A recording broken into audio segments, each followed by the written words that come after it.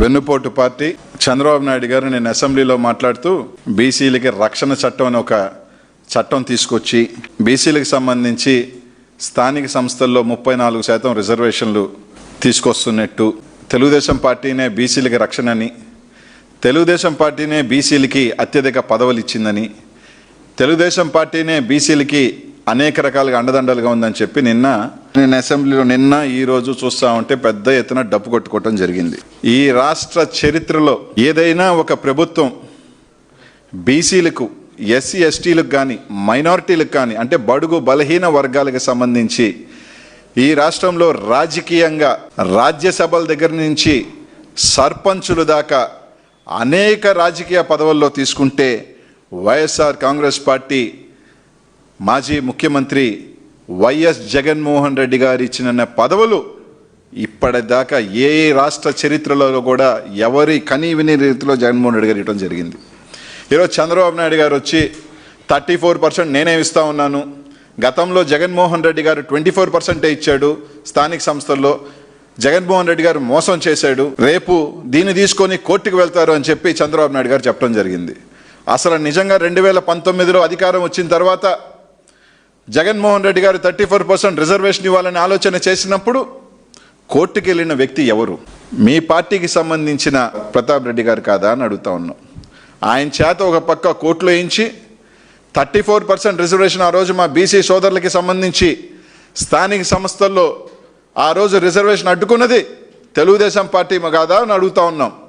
ఆ రోజు జగన్మోహన్ రెడ్డి గారు తీసుకొచ్చిన జీవోని ఛాలెంజ్ చేస్తూ కోర్టుకు వెళ్ళి ఆ రోజు కోర్టుకు అడ్డుకుంటే జగన్మోహన్ రెడ్డి గారు స్పష్టంగా చెప్పారు, ఈరోజు కోర్టుకు వెళ్ళినప్పటికీ కూడా 34% తగ్గకుండా నేను ఈ రాష్ట్ర చరిత్రలో ఏదైతే రిజర్వేషన్ 34% అన్నారో అంతకన్నా ఎక్కువ శాతం ఈరోజు రాజకీయ పదవులు ఇస్తానని చెప్పి ఇచ్చి చేసి చూపించిన ముఖ్యమంత్రి ఎవరైనా ఉన్నారు ఈ రాష్ట్రంలో అంటే, ఈ రాష్ట్రంలోనే కాదు ఈ భారతదేశ చరిత్రలో అంటే అది ఒక వైఎస్ జగన్మోహన్ రెడ్డి గారు మాత్రమే అని చెప్పి ఈరోజు తెలియజేస్తా ఉన్నాం. రేపంట వైఎస్ఆర్ కాంగ్రెస్ పార్టీ కోర్టుకు వెళ్తుంది.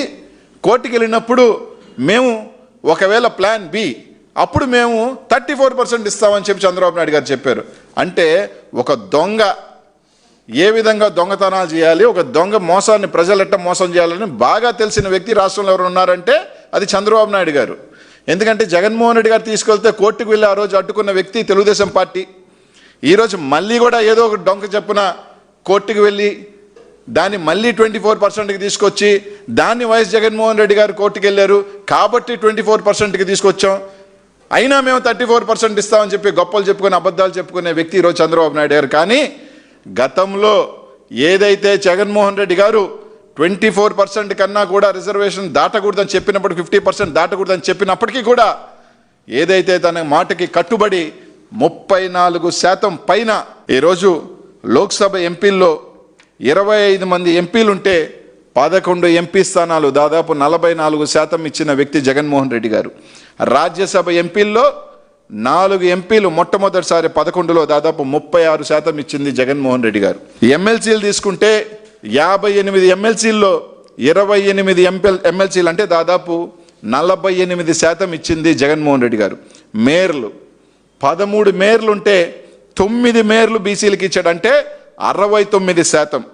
జిల్లా పరిషత్ చైర్మన్లు 13 ఉంటే 6 బీసీలకు ఇచ్చాడు అంటే 46%. మున్సిపల్ చైర్మన్లు 84 ఉంటే 44 అంటే 53%. ఈ విధంగా తీసుకుంటే దాదాపు 40% నుంచి 60% దాకా ఈరోజు రాష్ట్రంలో ఈరోజు మేయర్లుగా కానీ, వైస్ చైర్మన్లుగా కానీ, మున్సిపల్ చైర్మన్లుగా కానీ ఇచ్చిన ఘనత ఒక్క జగన్మోహన్ రెడ్డి గారికే చెల్లుతుందని చెప్పి ఈరోజు తెలియజేస్తా ఉన్నాం. ఇదే కాకుండా పార్లమెంట్లో ఏదైతే 50% బీసీ రిజర్వేషన్ తీసుకురావాలని ప్రైవేట్ బిల్ తీసుకొచ్చిన ఘనత జగన్మోహన్ రెడ్డి గారిది. 96 నుంచి నాకు తెలిసి 4 సార్లు కేంద్ర ప్రభుత్వంలో మీ ప్రభుత్వం ఉండింది. అప్పుడు 2 సార్లు బీజేపీ, 2014 ఇప్పుడు కూడా మీతోనే, ఇప్పుడు కూడా మీరు బీజేపీతో ఉంది. కనీసం ఒక్కసారైనా సరే చట్టసభల్లో బీసీలకు రిజర్వేషన్ ఉండాలని చెప్పి కనీసం ఒక వాదన కానీ, ఒక బిల్లు కానీ ఏ రోజైనా మీరు ఒక్కసారైనా కూడా ఆలోచన అయినా చేశారని అడుగుతా ఉన్నా. కానీ ఆలోచన చేసిన వ్యక్తి వైఎస్ జగన్మోహన్ రెడ్డి గారు అని చెప్పి ఈరోజు తెలియజేస్తా ఉన్నా. ఇంకోటి కూడా చెప్పాడు, మొట్టమొదటి వడ్డెర కులానికి సంబంధించి నేనే ఎమ్మెల్సీ ఇస్తానని. చంద్రబాబు నాయుడు గారు జగన్మోహన్ రెడ్డి గారి పరిపాలన ఏదైతే ఈ విధంగా బీసీలకు కానీ బడుగు బలహీన వర్గాలు కానీ పదవులు ఈ విధంగా ఇవ్వాలి అని చెప్పి దాన్ని తీసుకొస్తే దాన్ని ఈరోజు ఖచ్చితంగా పాటించాల్సిన అవసరాన్ని జగన్మోహన్ రెడ్డి గారు దాన్ని ఒక అంకురార్పణ చేస్తే ఈరోజు దాన్ని ఫాలోగా తప్పలేని పరిస్థితి మీ పరిస్థితి. ఈరోజు నేను అడుగుతా ఉన్నా, 2019 ముందు మార్కెటింగ్ యార్డ్ చైర్మన్లుగా ఎంతమంది బీసీలు ఉన్నారు, ఎంతమంది ఎస్సీ ఎస్టీలు ఉన్నారు ఒకసారి ఆలోచన చేయండి. ఇదే జగన్మోహన్ రెడ్డి గారి దాంట్లో దాదాపు 196లో 76 మంది 39% మార్కెటింగ్ యార్డ్ చైర్మన్లు అయ్యారు. ఎప్పుడు కూడా కలగా ఉన్న మార్కెటింగ్ యార్డ్ చైర్మన్లు కూడా అయిన ఘనత జగన్మోహన్ రెడ్డి గారిది. వడ్డెరకు సంబంధించి నువ్వు ఇచ్చావా ముందు? వడ్డెరకు సంబంధించి కులానికి సంబంధించి ఎమ్మెల్యే టికెట్ ఇచ్చి ఓడిపోయినప్పటికీ కూడా మండలిలో స్థానం కల్పించాడు యేసురత్నం అన్నగారికి. అది జగన్మోహన్ రెడ్డి గారు ఇచ్చారని చెప్పి రోజు తెలియజేస్తున్నావు. నువ్వు డప్పు కొట్టుకుంటున్నావు నేను ఇచ్చానని చెప్పి.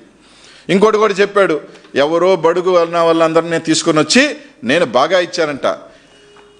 చాలా చిన్న స్థాయిలో ఉన్న వాళ్ళని కూడా ఎవరు ఊహించని రాజకీయ పదవులు ఇచ్చిన ఘనత జగన్మోహన్ రెడ్డి గారిదని ఏ మూలకెళ్ళినా చెప్తారు. ఒక అంగన్వాడీ టీచర్ని శాసనసభ్యురాలు చేసిన ఘనత జగన్మోహన్ రెడ్డి గారిది. సామాన్య కార్యకర్తల్ని, చిన్న నాయకులని ఎమ్మెల్యేలుగా, ఎంపీలుగా, మేయర్లుగా తీసుకొచ్చిన ఘనత ఈ రాష్ట్రంలో ఎవరికైనా ఉంది అంటే అది ఒక జగన్మోహన్ రెడ్డి గారికి చెల్లుతుంది, కానీ నీకు కాదని చెప్పి ఈరోజు తెలియజేస్తా ఉన్నాం. బీసీలని వైఎస్ఆర్ కాంగ్రెస్ పార్టీ ఇబ్బంది పెట్టింది, బీసీలని వైఎస్ఆర్ కాంగ్రెస్ పార్టీ అనేక రకాలు ఇది చేసిందని మాట్లాడుతూ ఉన్నాడు. 2024 వచ్చిన తర్వాత ఈరోజు ఎంతమంది బీసీ నాయకులు నేను జైల్లో పెట్టావు? సరే, కారణాలు ఏదన్నా చూస్తే దారుణమైన కారణాలు. ఉదాహరణకి నిన్నగాక మొన్న శ్రీధర్ అప్పలరాజుని కొడుకు యాక్సిడెంట్ చేశాడు. యాక్సిడెంట్ అనేది దురదృష్టవశాత్తు ఖచ్చితంగా తెలిసి ఎవరు చేయరు, ఒక బిడ్డ పొరపాటున చేశాడు. తప్పకుండా దానికి సంబంధించిన ఒక తండ్రిగా ఒక చిన్న బిడ్డనికి సంబంధించి బాధ్యతగా కోర్టుకు, దాంట్లో అప్పలరాజుది ఏం పాత్ర ఉందని. ఇదే నెల్లూరులో సంవత్సరం క్రితం ఒక దొంగ ఇసుక లారీ తీసుకెళ్తూ 7 మంది దళితుల్ని పొట్టన పెట్టుకుంది. 7 మంది దళితులని ఏం కేసు పెట్టారు మీరు? బెయిలబుల్ కేసు పెట్టి విడుదల చేశారు. ఎందుకు? దానికి సంబంధించిన వ్యక్తి మీ అక్కడున్న స్థానిక ఎంపీ వేమిరెడ్డి ప్రభాకర్ రెడ్డి ముఖ్య అనుచరుడు కాబట్టి, ఆయన లారీ కాబట్టి, దొంగ ఇసుక దోలుతుంది ఆయన కాబట్టి 7 మంది దళితుల్ని పొట్టన పెట్టుకున్నా బెయిలబుల్ కేసుకు పెట్టి వదిలేశారు. మీరా మాట్లాడేది బడుగు బలహీన వర్గాల గురించి? నిన్న విరూపాక్షన్న వాళ్ళ భార్యని చించి ఈయన మీద కేసు పెట్టే వీడియో కూడా రిలీజ్ అయింది. ఈ విధంగా దొంగ కేసులు కార్మూర్ సునీల్, జోగి రమేష్ అన్న, ఇలా తీసుకుంటూ పోతే అనంతపూర్లో బీసీ సోదరుని పొట్టను పెట్టుకుంది మీరు కాదా? ఒంగోలు జిల్లాలో మా సామాజిక వర్గానికి సంబంధించి యాదవ్ కుటుంబాలని ఇష్టానుసారంగా బూతులు కావాలంటే వీడియో చూడండి. బీసీలని కులం పేరుతో తిడితే దానికి రక్షణ అంట. ఒంగోలు జిల్లాలో ఇంకా భాష నా నోట్లో పోకూడదు, మాట్లాడలేను, గొల్ల ఇంకా డాష్ డాష్ డాష్ డాష్ కులం పేరుతో తిడుతూ కనీసం ఈరోజు కేసు కట్టారా? కనీసం ఎఫ్ఐఆర్ తీసుకున్నారా? లే. వీళ్ళు బీసీల గురించి, బీసీల రక్షణ గురించి, బీసీల చట్టాల గురించి వీళ్ళు మాట్లాడతారా? అసలు ఎంతమంది ఈరోజు దళితులు చనిపోయినా దిక్కు లేదు, బడుగు బలహీన వర్గాలని కొట్టినా దిక్కు లేదు. అంటే మీ పార్టీలో మాత్రం ఎవరికైనా ఒక అన్యాయం కానీ జరిగితే అది రాష్ట్రం అంతా బీసీలకు అన్యాయం జరిగినట్టు, అదే మామూలు సామాజిక వర్గానికి ఎక్కడ జరిగినా కూడా మీరు కొట్టినా, తిట్టినా, చంపినా బీసీలు పడి ఉండాలి. ఏదన్నా అంటే బీసీలకి మేమే చేసాం, బీసీలకి మేమే ఆదుకున్నాం. అసలు అంటే ఎందుకు? నిన్న నువ్వే ఇచ్చావు 50.7% బీసీలు ఉన్నారని.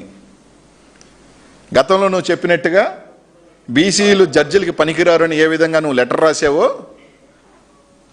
న్యాయస్థానానికి సంబంధించి బీసీలు జడ్జిలుగా పనికిరారు, బీసీలకి అర్హత లేదని గతంలో చరిత్ర రాసిన చరిత్ర అనేది ఏ విధంగా ఉందో, ఈరోజు మేము ఒక డిప్యూటీ సీఎంకి సంబంధించి బీసీలు పనికిరారా అని అడుగుతా ఉన్నా.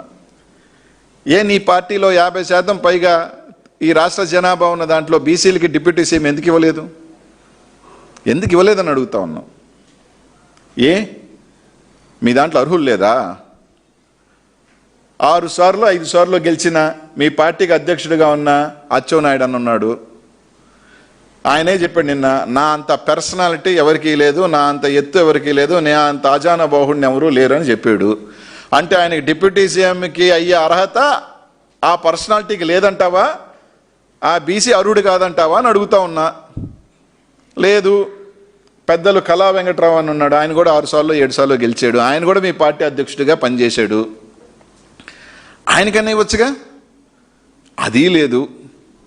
సరే, 2 సార్లు గెలిచాడు, మళ్ళీ ఇప్పుడు అధ్యక్షుడిగా మీ పార్టీ అధ్యక్షుడిగా ఉన్నాడు మా పల్లాసీనన్న. సరే, ఆయన ఎందుకంటే గాజువాక, ఆ గాజువాక సంబంధించి ఒక ప్రత్యేక రిలేషన్ ఉంది ఒక డిప్యూటీ సీఎంకి, ఇప్పుడు ఈయనకి డిప్యూటీ సీఎం వస్తే ఇవ్వలేదనే మాకు అర్థం కాదు. అసలు ఎవరి మెహర్బానీ కోసం, ఎవరి స్థాయి తగ్గిపోద్దని కోసం ఇంకో డిప్యూటీ సీఎం బీసీలకు ఇస్తే బీసీల స్థాయి తగ్గిపోద్దనా? మీరు చూస్తున్నది time line Telugu digital network. సమాజం కోసం సరికొత్త ఆలోచన.